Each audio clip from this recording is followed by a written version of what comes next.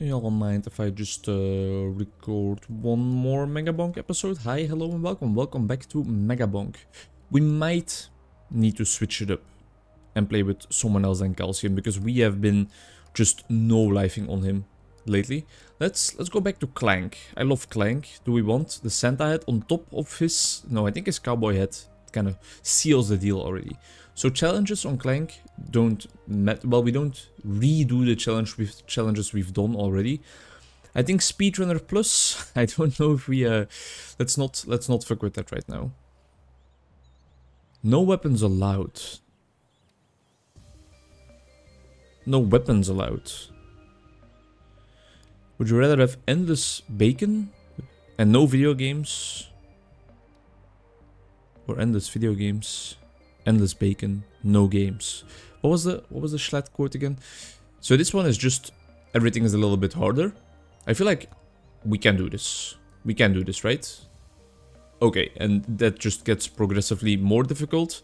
I think we can do this because there's no time limit anymore, and Lord knows I struggle with a time limit. I guess there's no reason to do it in tier 1.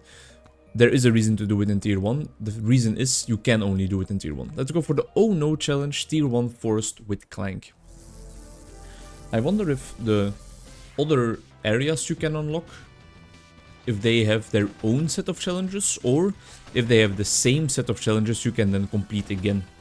Something interesting to look out for in the future, but for now, we are still focused way too much on that horizontal progression to really get a taste of that already. So we are with Clank now. We are not gonna be zooming around the map anymore. We are... Oh, the boss portal is right there. We're gonna be focused on some more calm, cool, and collected gameplay, is what I say as I start zooming across the map. It's gonna be a while before I get used to this again, I think, because I've played so much Calcium lately, because it's just the character that I love. His mechanics, his speed. And I guess we shouldn't be too greedy with our difficulty increases, because the nature of the challenge is already quite a steep difficulty increase, right? I think we should take things a little bit more slowly. I am focusing on making my gun pop off right from the start, because as you know, I love the revolver. Call me an American, because I love shooting up... I was almost gonna say I love shooting up the school. I don't know where that came from, but sometimes your brain just hands you things, you know? Sometimes you need some real impulse regulation skills in order to not just blurt out whatever your little gray matter, white matter connectiveness up there is booting up for you. I feel like I've gotten better at that though. It's a big part of becoming a therapist, to be honest. It's kind of learning to kind of unlearn some of the regular old speech patterns. I will go for some crit damage. Some of the regular speech patterns that you have learned throughout the rest of your life. Because often you've learned to immediately respond to people as quickly as possible to keep the conversation going and not lose your conversational partner. It's kind of polite to just respond when somebody asks you a question, but in therapy, not necessarily when somebody asks you a question, but just in general when you're responding to the other person, you sometimes... I'll go for some pickup range. You sometimes have to wait. You actively have to wait before responding. Because you need to let things sink in a little bit. Hello, Bush. You need to let things sink in a bit. You need to let them linger in your mind for a while. That's another text I was reading for my therapist education 2 days ago. Or well, I read part of it also yesterday. It was about empathy. Empathy and attunement. I think I don't need to explain empathy for your people, but I will do it still regardless, because I need to fill up this time with some rambling, and I think talking about therapy is everything that I know, so you guys have no choice but to listen. We have to be careful for a second, because we have invoked the wrath of a little bit too many of those challenge altars at the same time. Empathy is about in an as-if manner, which is important. It has to be as if at all times. You kind of move yourself into the shoes of the other person you are trying to be empathic towards, and you look at life from their worldview. You park, you put to the side for a second your own frame of reference, and you really think about life in a sense of how are they experiencing things, how are they feeling this, what kind of emotional logic are they applying to the world, what schemes related to, I'll go for some lifestyle, I think we could use that definitely, schemes related to attachment, related to how they look at themselves, others, and the world, do they have? How did they develop those? And how do they influence their here and now thoughts, behaviors, and feelings? Ooh, that backpack is coming in clutch. We always love some extra projectiles when we're working with a revolver, and would you know it, Clank starts with a revolver, so it's a character right up my alley. I think it's probably my second favorite for now, next to Calcium, but well, we haven't really even scratched the surface of all the characters that are here yet, so I shouldn't preemptively blow my load, because maybe there's other characters that are even more up my alley. And that action of empathy, it's gonna be this again.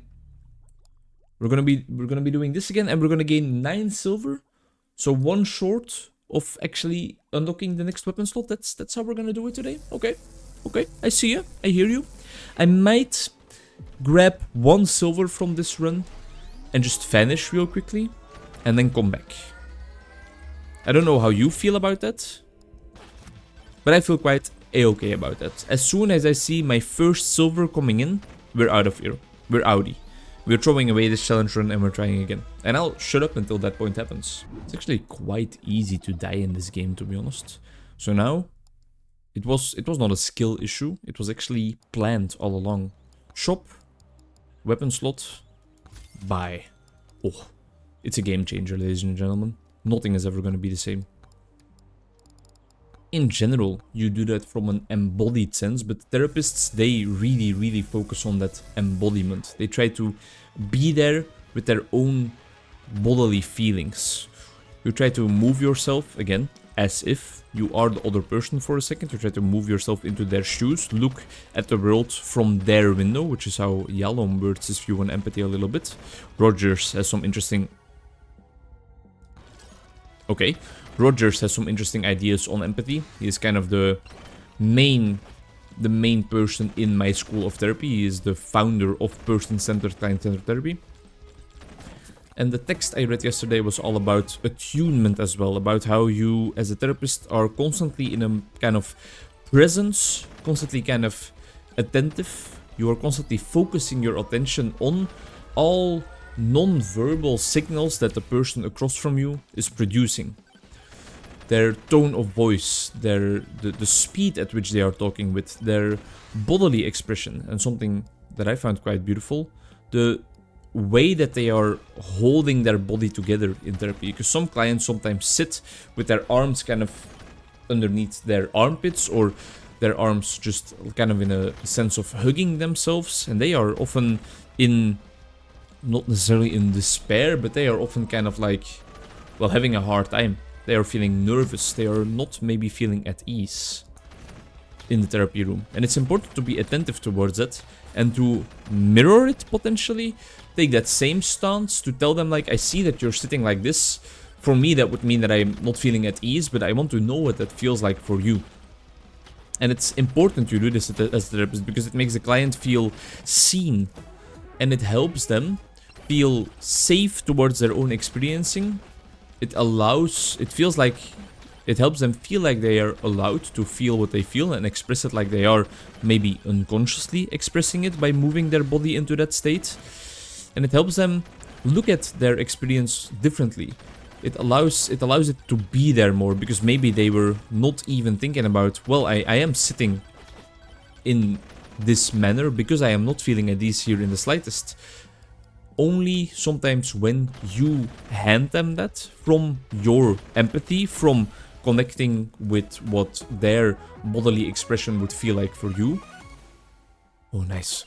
Only then can you actually feel like, okay, this is what's happening for them. This is why they are potentially having a hard time, or they are showing me that they are potentially having a hard time. And that's what empathy is all about. And that's what my seminar, ooh, Legendary Shrine, on empathy this Friday will be all about. I'm looking forward to it. It has been 6 weeks since we've actually had any classes. So that is also an element why I am looking forward to it. Just because I want to get back into the groove of things a little bit again, you know? Oh, the upgrades are upgrading, you know? Okay. I guess that is not as useful for us right now, but it might entice us to select some max health upgrades. Not the best epic item to get on Clank, because we start with quite a low amount. Not necessarily what I was looking for. We start with quite a low amount of max HP, because we have the shield right from the get-go. So the beefy ring, it's not really beefing. It's not really beefing us up.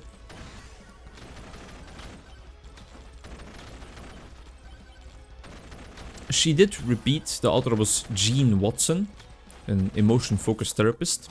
She did repeat herself quite often in the chapter, and that's not necessarily something I am opposed to, because from repetition you learn, of course. I love people like Yalom doing it in their books. I love people like Yalom and Dirk de Wachter doing it in their books, is kind of a more appropriate way of wording that sentence.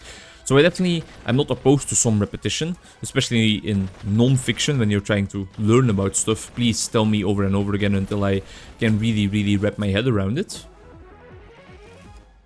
But it was kind of not over the top, but borderline over the top. It was getting close to being over the top for me.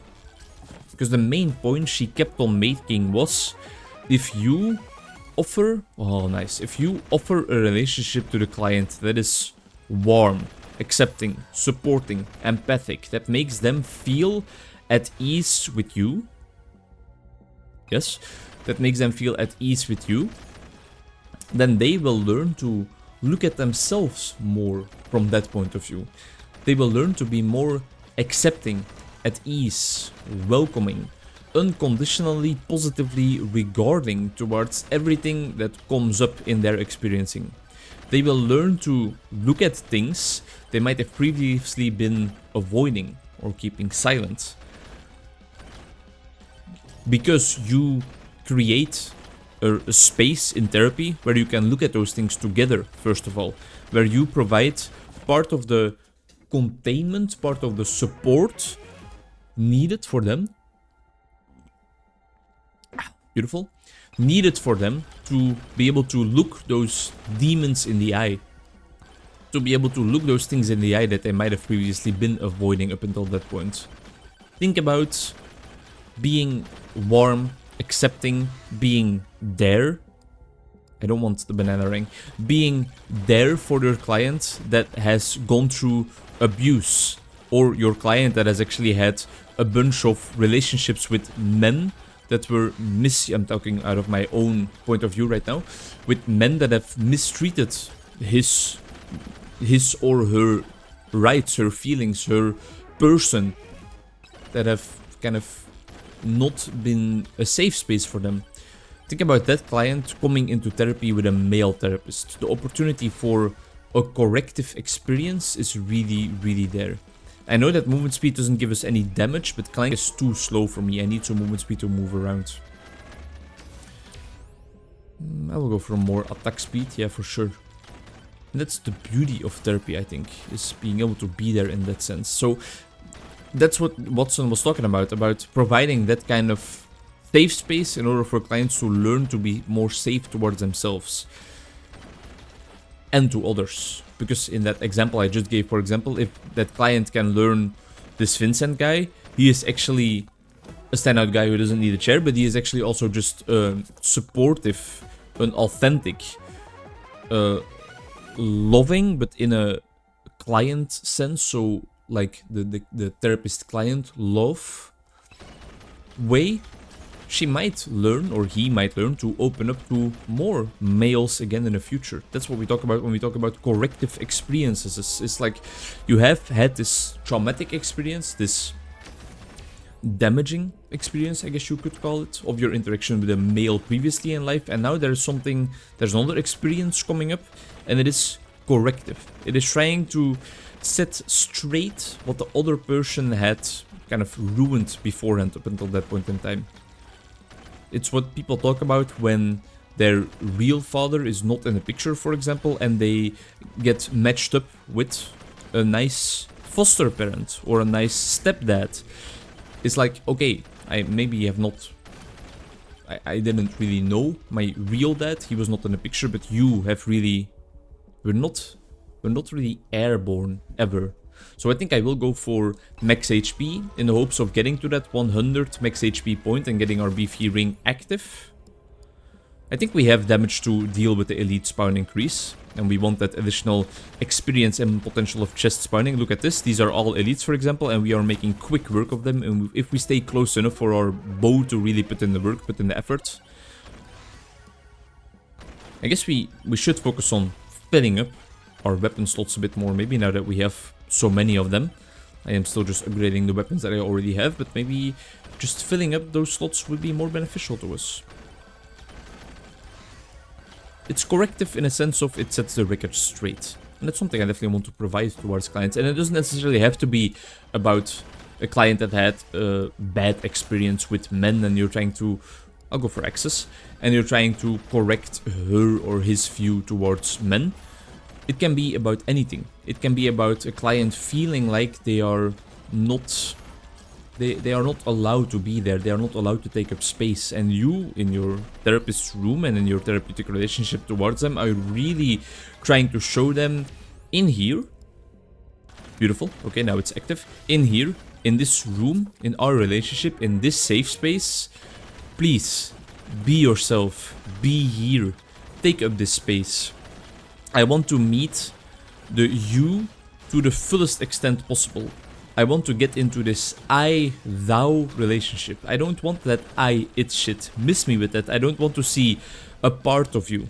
I don't want to see the masked you. I don't want to see what everybody in society is watching, is able to view, is able to perceive. I want to see the depths, the ins and outs. I want to see your shadow, if we're diving into Jung and his psychoanalysis view on things.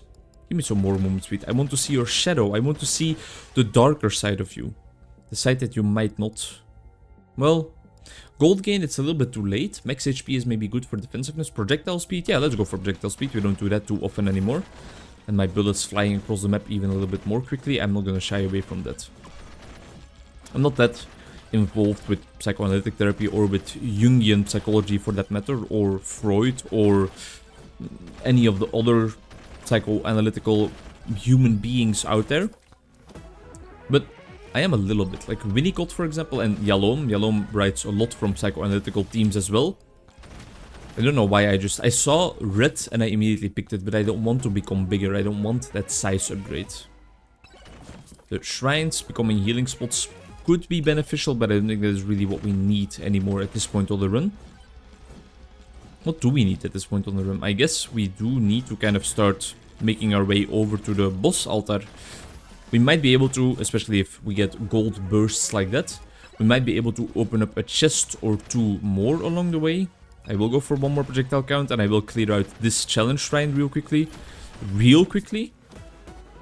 I'm wondering what is dealing the damage now. Whether it is our gun again or whether it is more of the bow coming in clutch in this run. I will try to remember to look at it in the post-game screen, but I might just do it during editing. I'm not sure. I'll try to remember, but often I forget those types of things. Especially when playing Megabonk and talking about stuff at the same time, because it is taxing on your brain. Maybe that's something I should take into account, to be honest, that I don't spend too much time recording too many videos right before I have to go into supervision client, intervision client mode. I will go for some more damage against elites. I'm wondering whether that also applies to bosses, but I'm not sure. I guess once my buddy Wim sees this episode, he will tell me about it and I will be very grateful towards him.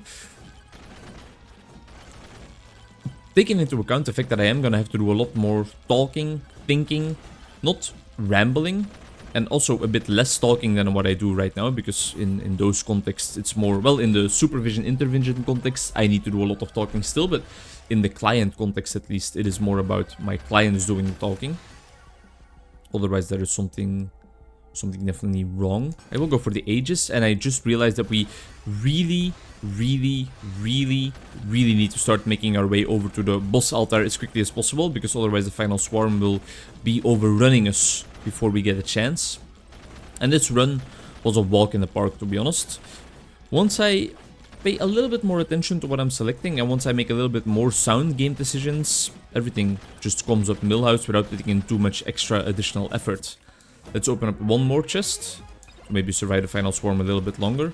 And let's just stay nice and close to these bosses, to these little barks, because our axes and bows are not... They don't have the longest range, so we want them to be able to hit the bosses as well. Another revolver upgrade, I'm not gonna say no to that, and there we go. Another challenge in the books. I feel like we have gotten quite a lot of passive silver gain upgrades in that sense, in that manner, and I'm quite happy about that, to be honest. Quite happy about the way we are playing the game lately. Even though we have all these losses, even though we have all these messed up runs where I am just playing poorly and not paying enough attention, I'm still enjoying my time in Megabonk. I was thinking about what I want to have as a goal for this series. I feel like in Souls and Survivors my goal for a while was I want to record 100 episodes, and I did that. Is Megabonk gonna have the same longevity on the Onkruid channel? I don't know. I don't know.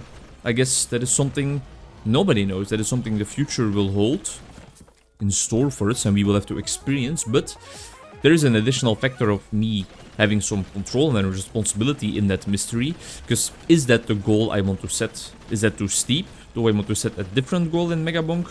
Are people still gonna enjoy Megabonk at that point in time? That is, I think, the main question when I am at episode 100 already. I think that's a little bit optimistic that people will still be rootin' and tootin' for a game like Megabonk.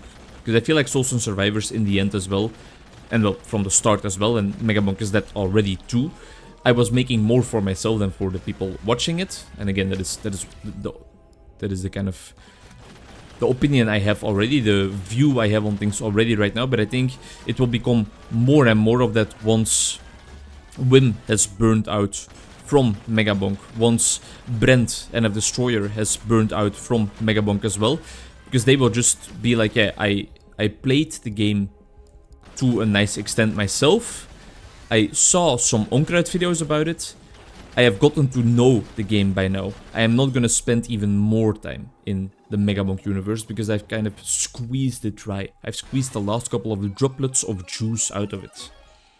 That's a lot of silver. I appreciate that. I guess we should now unlock... Well, we could go for another tome slot, but I don't want to save up again. I guess increasing silver earned is what we were going for at the start. Do we have any fun unlocks? We have another weapon here, Frostwalker, but it's a weapon I don't necessarily want. We have another tome here, the Attraction Tome. Do we have more items? We have unlocked all items we have at the moment. Let's for a second just go for the tome unlock. And let's go for the weapon unlock as well. And now we have 6 silver remaining, which I think is not going to be enough for anything. Thank you very much for watching. I forgot to look at what was really doing the damage in the end screen. I am very, very sorry. I hope you can forgive me and still see me in the next one, as I hope to see you in the next one. Bye-bye.